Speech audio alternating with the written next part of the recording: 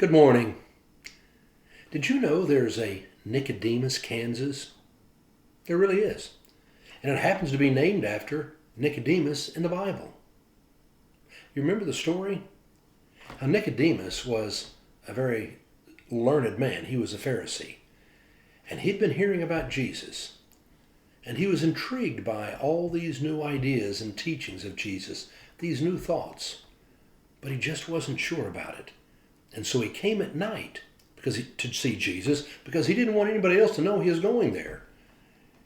And he got to talking about what he needed to do. What was these things that Jesus was talking about?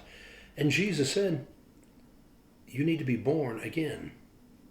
You need to be born anew. Well, that was a real challenge for Nicodemus. To be willing to step back and to look at everything differently in a new way. You know, that's such a hard thing to do. We get so comfortable with our beliefs and what feels good to us. To have the courage to step back and look at things anew, to be born again in God's Spirit. Well, we know things did happen for Nicodemus because the next time we hear about him, he is in a meeting of the Sanhedrin. He is a man of influence. And the Sanhedrin is discussing the problem of Jesus.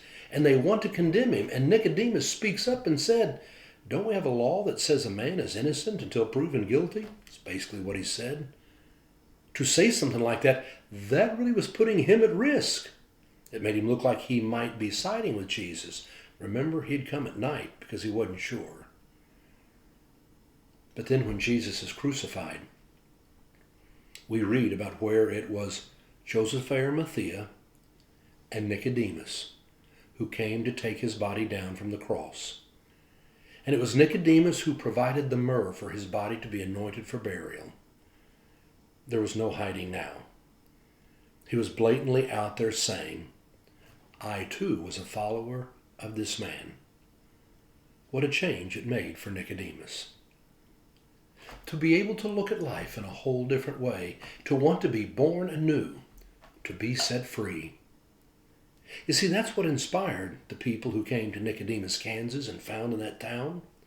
It was in 1877 that a group of former slaves in Kentucky decided they wanted to leave Kentucky and they wanted to go west and have a whole new existence, to find a new way of making their world. And so they talked a number of former slaves into going with them so that all of them could go.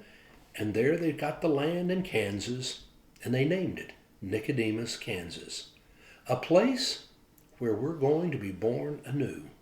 A place where we're going to be able to see life different and be free to make our new world. I found it incredibly inspiring to think some people wanted to go out and see things differently and begin anew and to believe God will set us free. Well, that's the truth for you and me as well. You and I can see things in a different way. You and I can be born anew. Through the gift of God's grace, you and I can look at this world in a new way. We can look at our problems in a new way. We can see opportunities in a new way. Don't be afraid. Go out and let God's grace help you be born again. Have a great day.